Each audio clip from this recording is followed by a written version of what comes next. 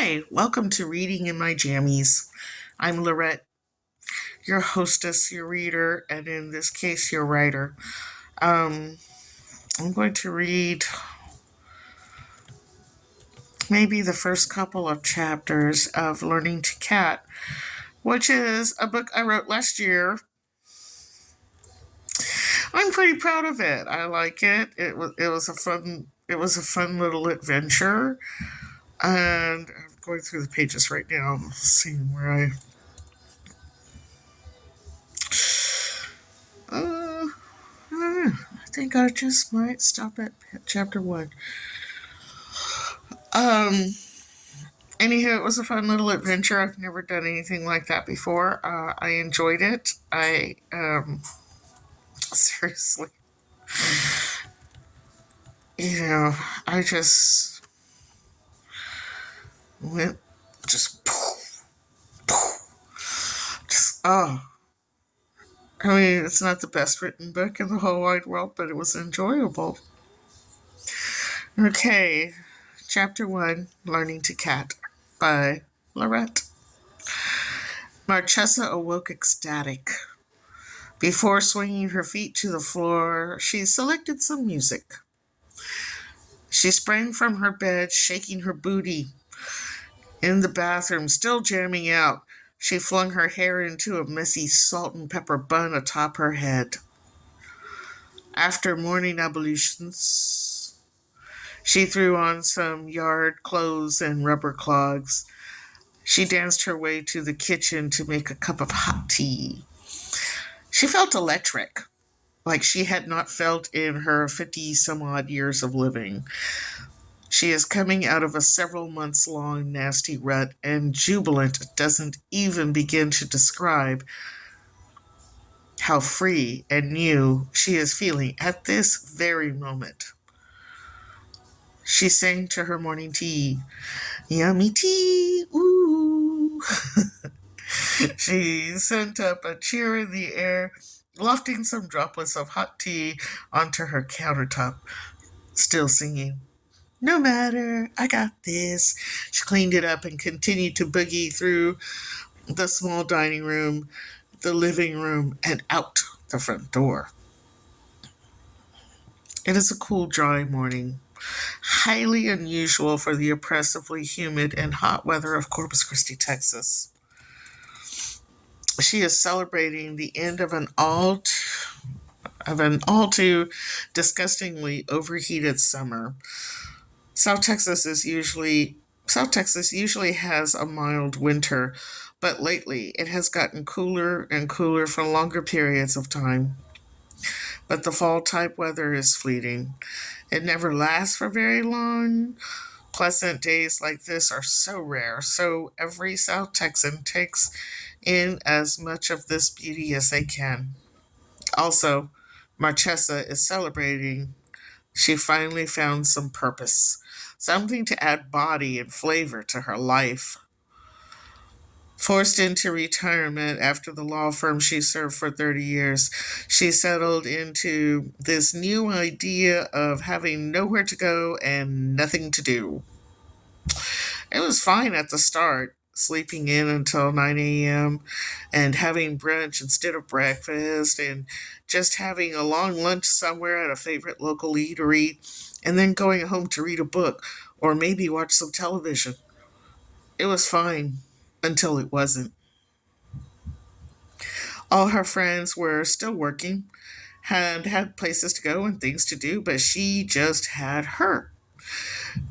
When she did get together with friends, she had little to report of her day. The friends started to disappear. Over the months, she heard less and less from any of them. The last of work friends was to go. The last of work friends to go was Kimberly, a friend she had known most of her working life. Kimberly was rather curious, and after a few glasses of wine, decided to ask the question she'd been yearning to ask. Why don't you just get another job? Marchesa explained. At the beginning, I tried. I must have applied for 100 jobs. I got a few interviews, but no real bites. No one wants a 50-whatever-year-old secretary. Kimberly corrected her. Administrative assistant. This is South Texas, Marchesa said. They can give me a title and make it as politically correct as they want. But here in Corpus Christi, I'm still just a secretary. She was quoting the patriarch of her old firm, a New Jersey lawyer who spouted Texas values as if he were birthed at the Alamo, baptized in the Guadalupe, and had his wedding reception at the famous Green Hall.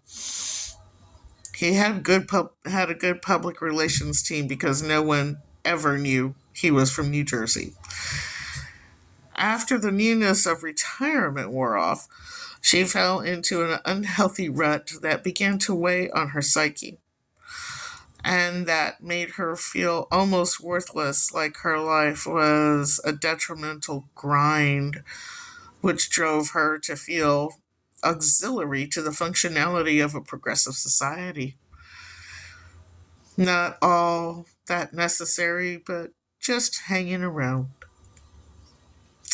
Last evening, before she went to bed, she resolved to find her purpose. She vowed that her retirement, her third or fourth or whatever chapter it was, the rest of this life was not going to be spent just hanging around.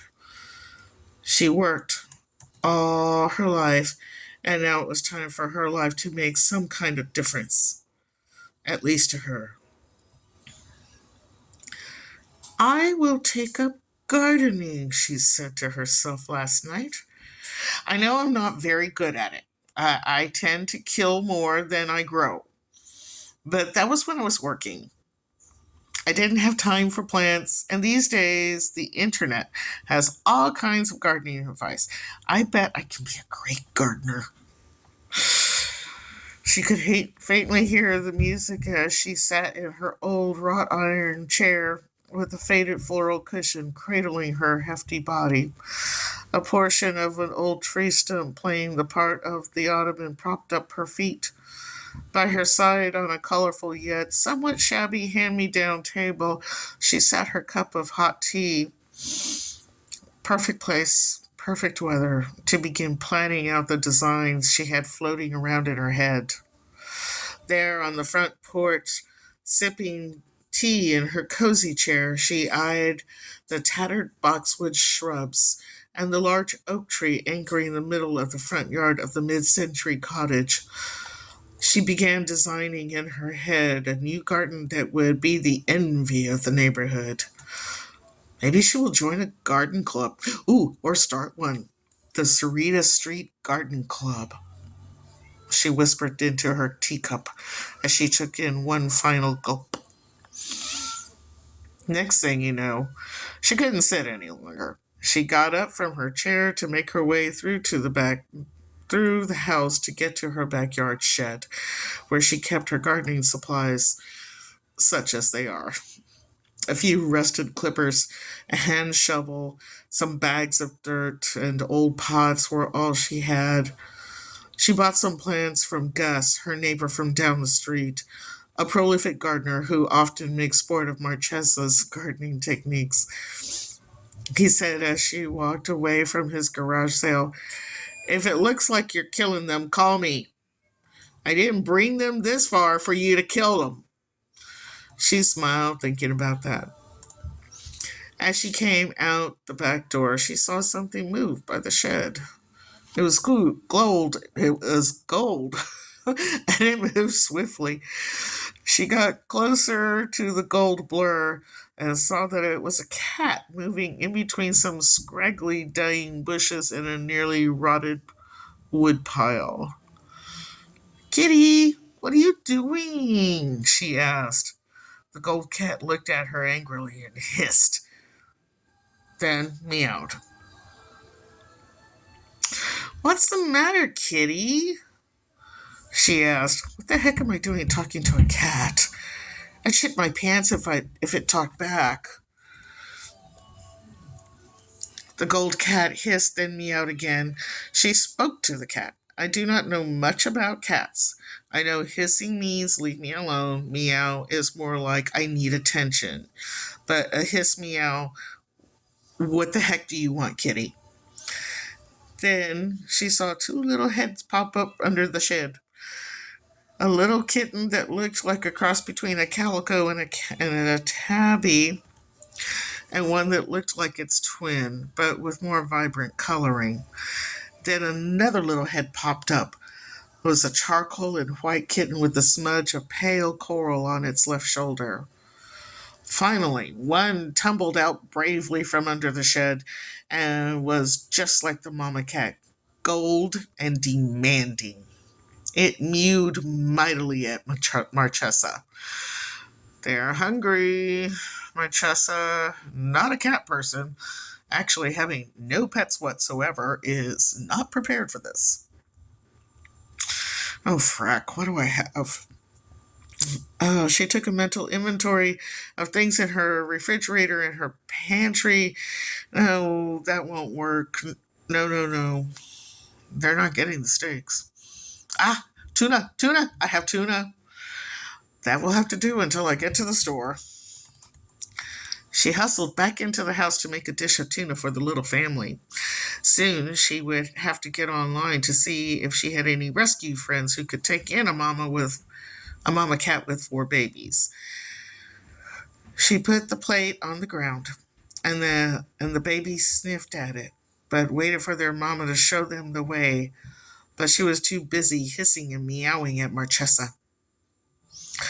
Skin and bones, Mama Kitty settled down and sniffed at the tuna while keeping a cautious eye on Marchesa. But she chose to ignore Marchesa, and they set to gobbling at the tuna. Marchesa left the little family to eat in peace while she looked for a rescue that might take a Mama Kitty with her 4 babies. Too full and not enough fosters available were the only answers that she got from her rescue friends. But she did get an offer to TNR the cats. With this particular type of rescue, the cats are trapped and then spayed or neutered and then returned to their home environment. Right now, their home environment is Marchesa's backyard. Oh boy, now I'm going to have cats. Marchesa is not happy. Plants, that's what she wanted to do. Plants need feeding and care, but they do not have to go to the vet. Veterinarians are expensive.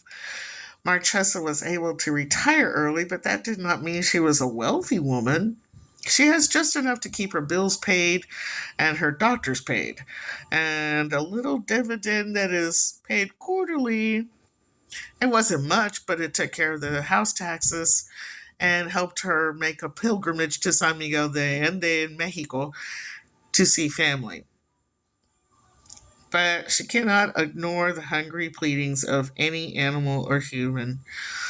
So she went to the grocery store and got cat food, bowls, cat toys for the kittens. She thought for a quick second, for all I know, I go and buy all this stuff and that Mama Kitty will take her brood down the street. Ooh, Lauren lives next door. She has a cat and a dog. Maybe they will find her place more welcoming than mine. She paid for her cat supplies and left for home. When Marchesa got home, Lauren was out front tending to her rose garden. Lauren waved at her. Hey, Lauren, how are you? Marchesa greeted Lauren with a big smile and a wave. Fine, Marchesa. And you? Lauren didn't look up from her weed pulling. Oh, just fine as frog's hair, she said weakly as she was pulling bags of cat things from her trunk. Lauren finally looked up. You got cat food. You got a cat? I thought you said you'd never get a cat. Too much hair everywhere, Lauren said, waving her hand in a dramatic flourish. Well, funny you say that. I got 5 cats now. Marchesa frowned. Oh, surprised, Lauren exclaimed. What in the world? Yep, actually, Marchesa said, scratching her head. They got me. That's a mama kitty with 4 babies. Lauren said as she yanked up another clump of weeds out of her rose bed. Yeah, they were under my shed. I looked for a rescue, but everyone's full up or they do not have fosters. You know how it goes. Marchesa was using her saddest voice that she could muster without crying. Oh, dang, Lauren said as she sprayed at aphids on the lower leaves of her roses. Now, with a hopeful tone, Marchesa said, but I did find this one place where they trap and fix the kitties, but they send them right back. But at least, no unwanted litters. Well, that's good, Laura said as she clipped a couple of roses for inside the house. A sweet and more hopeful tone Marchesa called forth as she said, I would still like to find them a forever home that is not mine. Lauren caught on. And you're looking at me. Look somewhere else, lady. Pup is 14 and Bob is 20. When they pass on, that's it for me. Marchesa said, but don't you think Bob would like one of her own kind around? Bob doesn't like other cats and barely tolerates me or Pup. Lauren smiled and picked up her tools. Well, all right. Maybe I should see if they stuck around or have already bolted for some other place. You're not that lucky, Lauren said over her shoulder as she walked away. Marchesa shrugged her shoulders and picked up the big bag of cat food, the tote bag full of cat things, and when she got inside, she put away the cat's things and went to the back door to see if the cats were still there. The plate was on the ground, licked clean, but there was no sign of the cats. Oh, please, please. They ate and went off to find another home, she hoped, but there she was. Mama Kitty was laying towards the back of the shed, nursing her babies. Farkle! Marchesa explained just as the doorbell rang. Coming, she shouted as she came up through the house. She opened the door and there was Gus. A tall, gangly man with a receding hairline of grayish blonde hair and the most amazing blue eyes ever in existence. He is a retired lawyer and professor of law from the University of Texas. She always liked Gus. He is kind, funny, smart, talented, and just short of mischievous that tickles her to no end. Gus! Well, hello. I was not expecting you. Was I? No, Chessa, he said, walking through the door. I was just coming over to see if you needed a hand with those plants. I will take all the help I can get. There is an added element to my backyard. They walked through the house to the back deck. Many plants gave their lives on that deck. The remnants were everywhere, old pots with tufts of brownish somethings and sticks poking out of soil. Gus looked around. Chessa, you kill me. Yeah, when's the funeral? I will wear red. Boy, that's hard to say. I'll wear red. Ha ha ha. So what's the extra element? Over there. She pointed to the back corner of the shed where the kittens were playing around under Mama Kitty's watchful eye. Gus slapped his hands together and said, oh my goodness, we're going to eat good tonight. Gus, you're awful, she said gently, throwing an elbow into his side. Well, what else you going to do with them? He asked, giggling. She gave him a side glance. I'm gonna get them fixed, and they will live here until they die, I guess. All right, gal. Well, that's all well and good, but let's get down to some dirty work. She looked at him, eyebrows arched. He said, "The plants, woman." Then he turned a big grin and said, "Unless you have something else in mind." I'm quite the catch, you know. Catnip, as it were, to many ladies. Oh, lucky me, and I have you all to myself. The plants are over there, and the dirt's in the shed. Party pooper. Yeah, yeah. She turned away, and she felt flush. She thought to herself, I can still blush? They worked into the evening on the potted plants, and just as dusk was settled, her deck looked like a photo from some fancy magazine. She asked Gus if he wanted a beer and to stay for dinner. Of course, he took her up on it.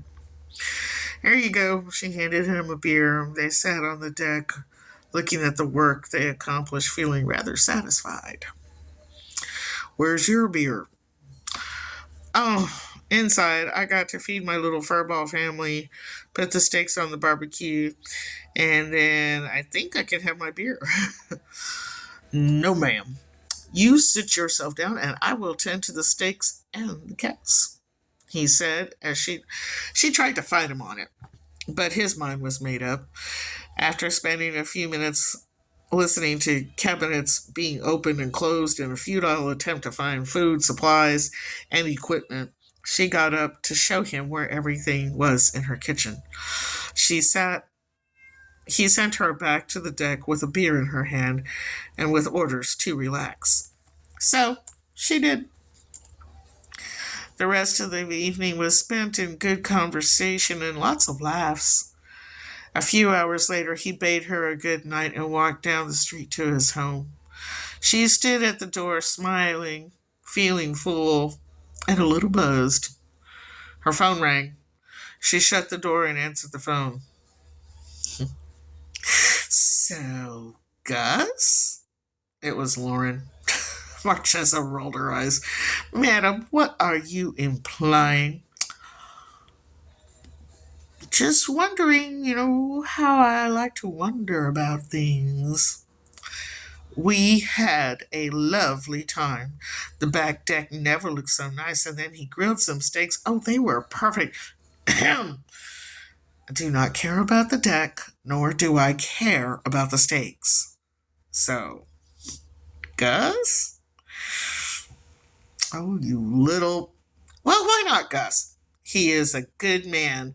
He's smart and has incredible eyes. My God, I could stare into them forever. Oh, my. You got it bad. I do not. I have always liked his eyes. They are the perfect shade of cornflower blue. So, Lauren wanted to know so badly, but she didn't want to come out and just say it. So, did y'all? Did y'all? Did we what? You know, the beast with two backs. You know. Ugh, I have always hated that analogy. Beast with two backs. Ugh. And no, we did not. However, I think he may have intimated that he was interested. But it is so hard to tell with him. I never know when he is kidding or being for real. Men, they never grow up. Even at 60, they still want to pull on your pigtails to get your attention. True. Especially this one. Marchesa yawned. Lauren, I need to hang up. I got to go to bed, and I am wore out, and I still got a shower. Do you have a removable shower head? Yeah, why you ask? Lauren just giggled. Marchesa caught on. Ah, geez, woman. Good night. Happy dreams. They hung up. And Marchesa had thoughts in her head she had not visited in a very long time.